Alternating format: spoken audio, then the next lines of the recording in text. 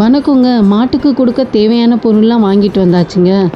ஊற வச்ச கம்பை மிக்ஸியில் ஒன்றும் பாதியமாக அரைச்சிக்கணுங்க.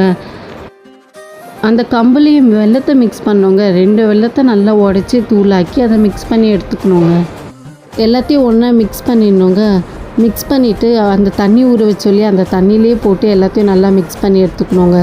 எடுத்துகிட்டு மாட்டுக்கு இதை கொடுத்தோன்னா மாட்டுக்கு வயிற்றில் இருக்க அழுக்கு எல்லாமே வெளியே வந்துடுங்க. அதனால் நாங்கள் இப்படி தான் கொடுப்போம். நீங்கள் எப்படி கொடுப்பீங்கன்னு சொல்லிட்டு கமெண்ட் பண்ணுங்கள்.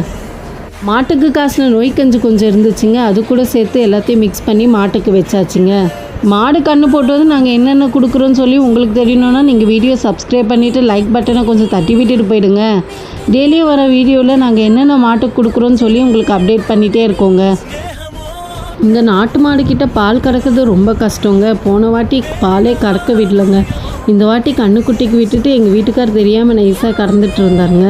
இது மாட்டுக்கு சீமை பாலுங்க. சரி கண்ணுக்குட்டி குடித்தா நல்லதுன்னு சொல்லி சும்மா குழந்தைங்களுக்கு தேவையான அளவு மட்டும் கறந்துட்டு கண்ணுக்குட்டிக்கே நாங்கள் விட்டுட்டோங்க.